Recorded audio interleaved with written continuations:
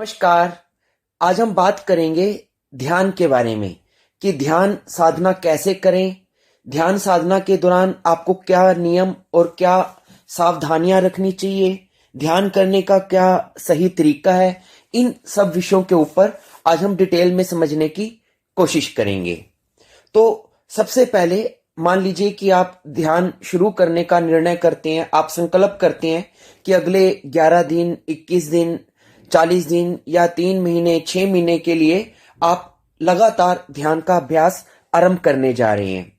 तो इस दौरान, इस पूरे समय के दौरान आपको क्या क्या चीजों का ध्यान रखना है और किन किन चीजों के प्रति आपको सावधान रहना है और क्या नियम आपको लागू करने हैं, उन सब चीजों के ऊपर अब हम बात करने की कोशिश करेंगे। तो सबसे पहले जब भी आपको ध्यान शुरू करना है, सबसे पहले आप ध्यान की एक विधि का चुनाव करें।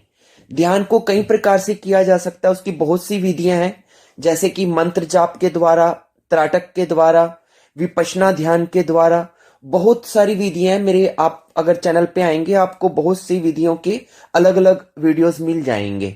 तो सबसे पहले तो अपनी मनपसंद की कोई एक विधि का चुनाव करें। फिर जब आप विधि का चुनाव कर लें तो फिर आपने लगातार कम से कम 3 महीने तक उसी विधि का अभ्यास करना है, उसको बदलना नहीं है। क्योंकि अगर आप बार बार विधि बदलते रहेंगे तो जो गहराई ध्यान में आनी चाहिए फिर वो नहीं आ पाएगी। तो इसलिए जितने भी दिन का आपने संकल्प किया है, और मेरा ये मानना है कि जब भी आप ध्यान करना शुरू करते हैं तो कम से कम 3 महीने का टाइम लेके चलें। तो 3 महीने तक ही आपको उसके जो रिजल्ट हैं वो आने शुरू होते हैं। तो इतने समय तक आप एक विधि का चुनाव कर लें, फिर उसी विधि को लगातार करते रहें, उसे बदले मत। दूसरी बात, जब आप विधि का चुनाव कर लें कि आपको कौन सा मेडिटेशन करना है, फिर उसके बाद सबसे पहले अपने शरीर की शुद्धि करें, अपनी बॉडी को डिटॉक्स करें। क्यों? क्योंकि जब हम मेडिटेशन करना शुरू करते हैं तो हमारे अंदर ऊर्जा का जागरण शुरू होता है। तो जब वो ऊर्जा आपकी जागृत होगी और अगर आपकी नस नाड़ियों में अशुद्धि रही तो वो ऊर्जा ऊपर नहीं जा पाएगी, तो जिसके कारण आपका ध्यान आगे नहीं बढ़ पाएगा। तो इसलिए सबसे पहले जब भी आप मेडिटेशन शुरू करें, अपनी बॉडी के ब्लॉक्स को क्लियर करने के लिए शरीर की शुद्धि करें। और वो कैसी होगी? वो होगी प्राणायाम के द्वारा, व्यायाम के द्वारा, एक्सरसाइज के द्वारा। तो कुछ फिजिकल वर्कआउट करें और फिजिकल वर्कआउट करने के साथ साथ कपालभाति, भस्त्रिका, अनुलोम विलोम, इन प्राणायाम का भी अभ्यास करें ताकि आपका शरीर इससे शुद्ध हो जाए और जब ऊर्जा जागृत हो तो उसे आगे का रास्ता क्लियर मिले। दूसरा, शरीर के साथ साथ मन की भी शुद्धि करें। मन की शुद्धि कैसे होगी? मन से आप अपने नकारात्मक विचारों को दूर करें, अपने अहंकार, क्रोध, हिंसा, क्लेश और ईर्ष्या जैसी जो नेगेटिव फीलिंग्स हैं उनको कुछ टाइम के लिए अपने आचरण से दूर कर दें ताकि आपके अंदर सकारात्मकता की वृद्धि हो, आपके अंदर प्रेम और सहिष्णुता, इस प्रकार के भाव जागृत हों। जब आपका मन पॉजिटिव होगा तो आप मेडिटेशन में ज्यादा डीप जा पाएंगे। इसके बाद आपको एक चीज का ध्यान रखना है कि जब आप मेडिटेशन करना शुरू करेंगे और जब आपके शरीर और मन की शुद्धि होगी और जब आप प्राणायाम का भी अभ्यास करेंगे तो आपकी बॉडी में कुछ साइड इफेक्ट्स आने शुरू होंगे, लेकिन वो होने जरूरी हैं। और वो साइड इफेक्ट्स का इतना ही मतलब है कि अब आपकी बॉडी प्योर हो रही है, डिटॉक्स हो रही है। तो उसके क्या लक्षण होंगे? जब आपकी बॉडी अपने आप को क्लीन करना शुरू करेगी, अपने आप को डिटॉक्स करना शुरू करेगी ध्यान के प्रभाव के कारण, तो कुछ दिनों बाद आपको वमन यानी कि उल्टी आना, दस्त लगना, जुकाम होना, बुखार होना, पसीना ज्यादा आना, खुजली होना, आंखों में पानी आना, इस प्रकार के लक्षण आ सकते हैं जो 2 दिन से लेकर 3-4 दिन तक रह सकते हैं। तो ये जो 2 से लेकर 4 दिन का जो टाइम पीरियड होगा, ये आपकी बॉडी को डिटॉक्स करने का पीरियड होगा। जब आपके ये लक्षण आने शुरू आए तो आप शुक्र करें। उसका मतलब ये है कि अब आपके शरीर के अंदर जो केमिकल्स, जो जहर, जो टॉक्सिन्स है बॉडी से, वो बाहर निकल रहे हैं और आपका शरीर शुद्ध हो रहा है। तो इस प्रकार के जब साइड इफेक्ट्स आए तो आपने घबराना नहीं है, इसका मतलब आपकी बॉडी क्लीन हो रही है। इसके अलावा जब भी आप मेडिटेशन में बैठे तो आपको कुछ रुकावटें आएंगी, जैसे कि ध्यान के दौरान आपको नींद आने लग जाएगी, आपको उबासियां आएंगी, अंगड़ाई आपको आएगी, आपको आलस्य आएगा, आपको बोरियत फील होगी। तो इन चीजों से बचने के लिए आपको क्या करना है, जब भी आप ध्यान में बैठें तो फ्रेश होके बैठें, मल त्याग करके, पेट को हल्का करके, नहा धो के आपको बैठना है, ताकि शरीर में एक ताजगी आ जाए और नींद की जो समस्या है वो आपकी दूर हो जाए। और जब ध्यान में बैठें तो आपके वस्त्र ढीले ढाले होने चाहिए, लूज ड्रेसेस आपको डालकर बैठना है। क्योंकि क्या होता है, अगर आपके कपड़े टाइट अगर हुए, खासकर अगर कमर से आपके कपड़े टाइट हुए, तो जब मेडिटेशन के इफेक्ट से जब आपकी एनर्जी उठनी शुरू होगी, तो अगर आपकी कमर पे टाइट बंधन हुआ तो एनर्जी पूरी तरह से ऊपर की ओर गति नहीं कर पाती है। तो इसलिए जरूरी है कि आपकी बॉडी लूज रहे, जो कपड़े आपने डाले हैं वो भी लूज रहे, ताकि एनर्जी को गति करने में कोई दिक्कत ना आए। उसके बाद स्थान का चुनाव करें कि कौन से स्थान पर आपको ध्यान करना है। जो भी ध्यान आप स्थान का चुनाव करें, बेहतर होगा कि वो एकांत में हो, वहां पर कोई शोर शराबा ना हो, प्राण वायु यानी कि शुद्ध वायु वहां पर आती हो, शांति हो। बेहतर होगा अगर आप किसी खेत खलिहान, बगीचे में, नदी के किनारे, मंदिर में, ऐसे किसी स्थान पर जो ऊर्जावान क्षेत्र होते हैं, ऐसे स्थान पर बैठकर आप ध्यान करें। लेकिन अगर आपको ऐसा स्थान उपलब्ध नहीं होता है तो घर का ही कोई स्वच्छ और शांत भाग, जहां पर कम शोर शराबा हो, उस स्थान को आप चिन्हित कर लें और उस स्थान पर ही हर रोज ध्यान करें। और याद रखें, आपको बार बार अपने स्थान को बदलना नहीं है, क्योंकि एक बार जब आप किसी स्थान पर बैठकर ध्यान करना शुरू कर देंगे तो आपकी एनर्जी वहां पर इकट्ठी होनी शुरू हो जाएगी, आपकी तरंगे उस स्थान को घेरना शुरू कर देंगी।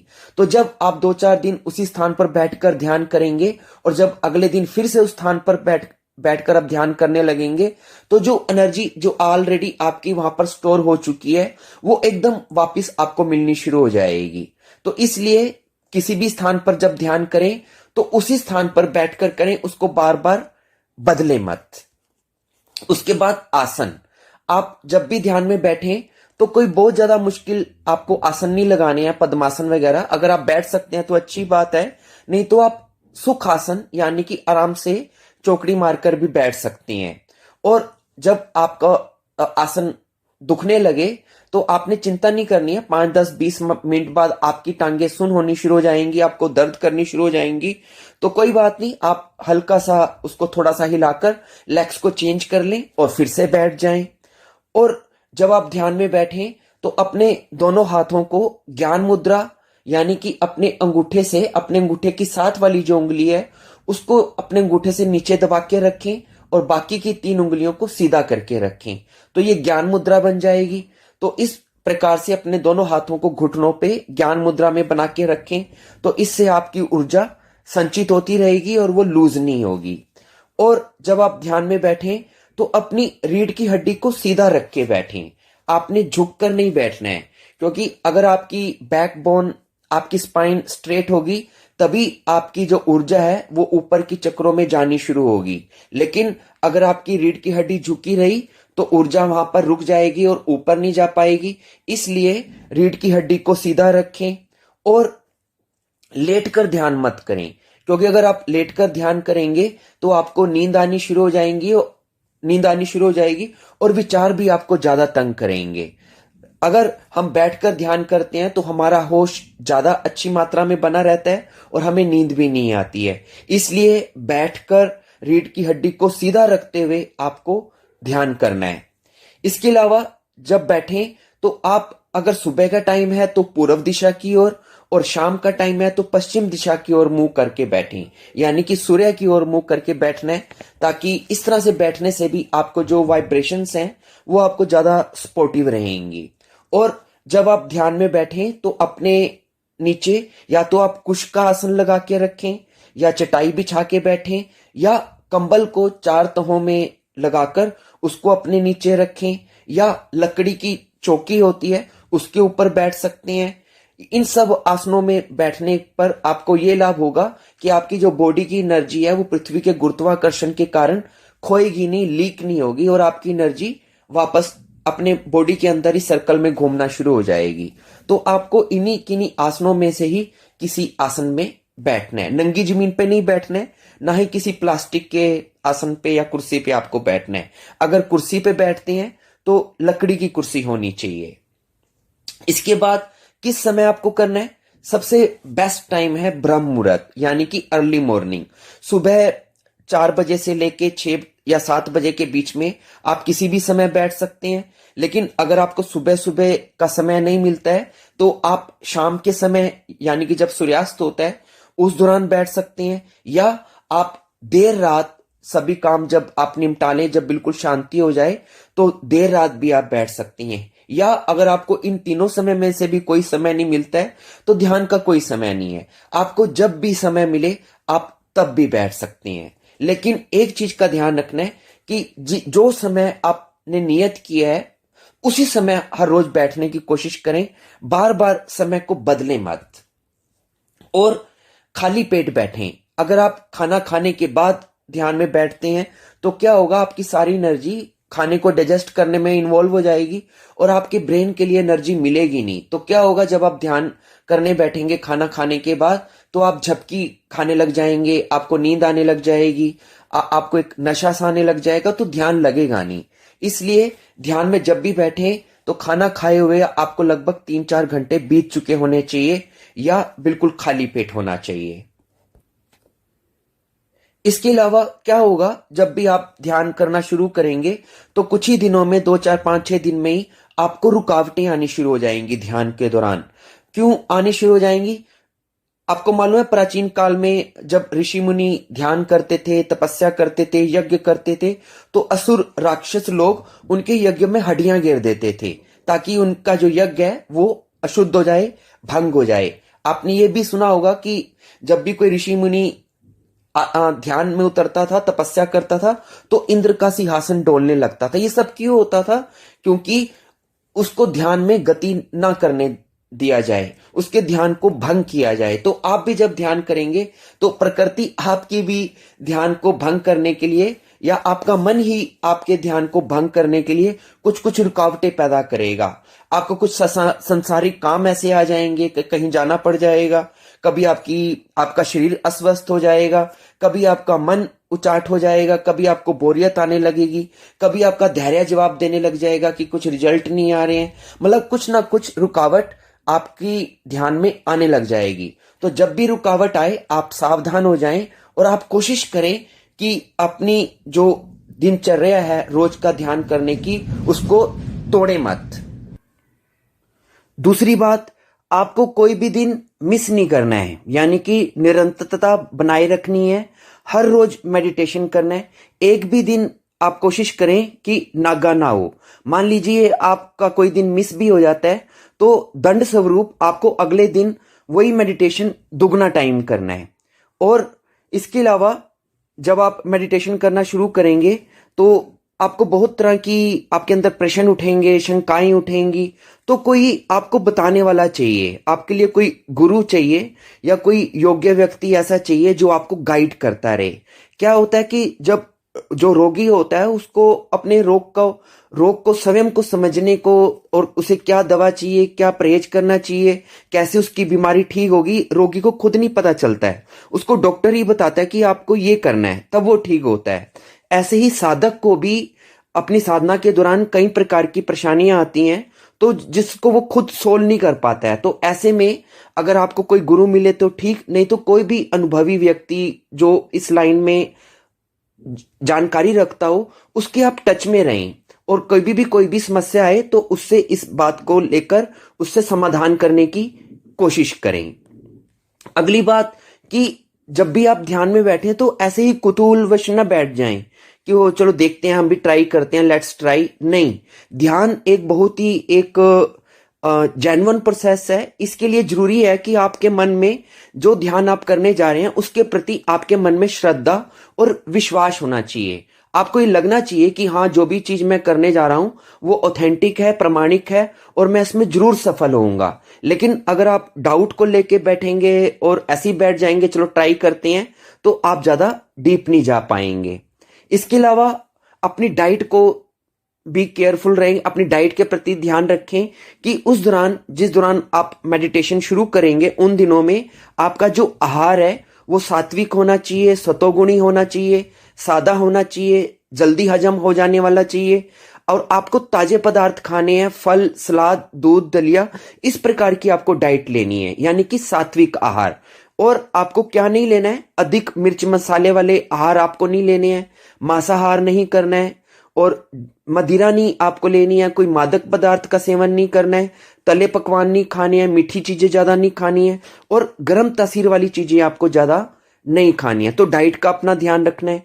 इसके अलावा ब्रह्मचर्य का पालन करें, सेलिबेसी को फॉलो करें, ताकि आपकी जो एनर्जी है वो अपवर्ड ही मूविंग रहे, वो डाउनफॉल उसका ना हो।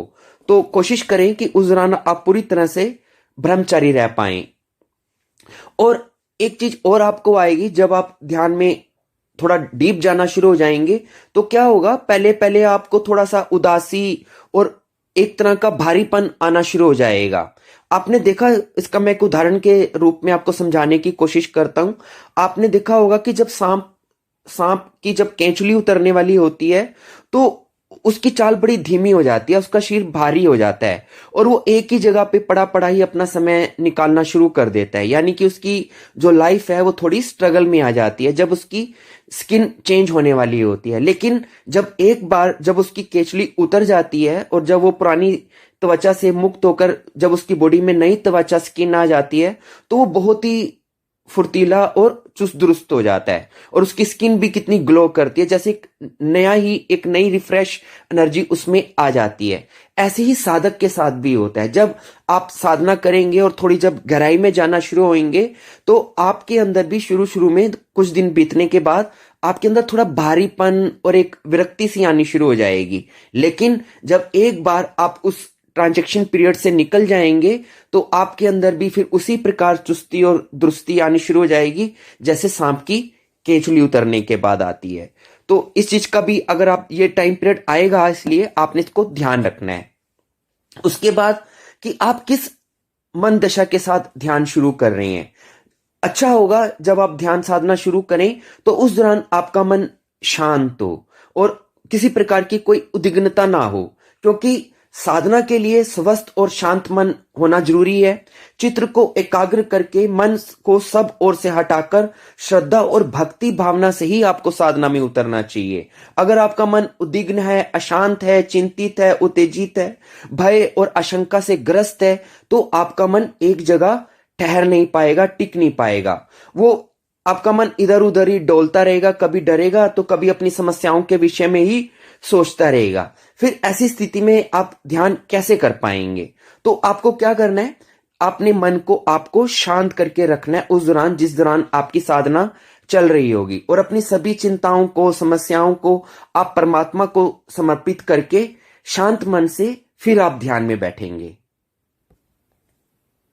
और क्या होगा, जब आप ध्यान करना शुरू करेंगे तो कुछ दिनों में आपको बहुत से अनुभव होने शुरू हो जाएंगे, जैसे कि आपको शरीर में चींटियां काटना, कंपन होना, झटके लगना, बॉडी में वाइब्रेशन होना, विभिन्न प्रकार के प्रकाश दिखना, रंग दिखना या नाद सुनाई देना, और ध्यान के दौरान झटके से गर्दन का आगे या पीछे झूम जाना, शरीर का डोलना, सिर दर्द होना, अंग फड़कना या आपकी बॉडी का कोई अंग सुन्न हो जाना, शरीर में ठंडा या गर्म लगना, या आपकी सांस और हृदय की गति जो है घटने बढ़ने की, इस तरह की भावनाएं भी आपके अंदर आ सकती हैं। तो आपको विभिन्न प्रकार के अनुभव होंगे। आप बस उन अनुभवों को साक्षी भाव से देखते रहेंगे, उसमें किसी प्रकार से अपने आप को व्यथित नहीं करेंगे, ना ज्यादा आप उसमें उत्तेजित होंगे और ना ही उसमें किसी प्रकार की घबराहट लेके आएंगे। और क्या होगा कि एक खास समय में आपको आपके अंदर विराग आना शुरू हो जाएगा, आपको वर्ल्डली चीजों से डिसअटैचमेंट आनी शुरू हो जाएगी। आपका मन करेगा कि ये सारे संसार के चक्रों को छोड़ के आप कहीं दूर आश्रम में या जंगल में चले जाएं। तो उस भाव को भी आपने एक्सट्रीम पे नहीं लेके जाना है, बैलेंस बना के रखेंगे, धीरे धीरे वो चीज भी बैलेंस हो जाएगी। तो ये मैंने आपको मोटी मोटी आपको कुछ बातें बताई हैं जो आपने अपनी ध्यान साधना के दौरान जिनका ध्यान रखना है। तो जब आप इन चीजों को ध्यान रखते हुए अपनी साधना में आगे बढ़ेंगे तो आपको निश्चित ही सफलता मिलेगी। धन्यवाद।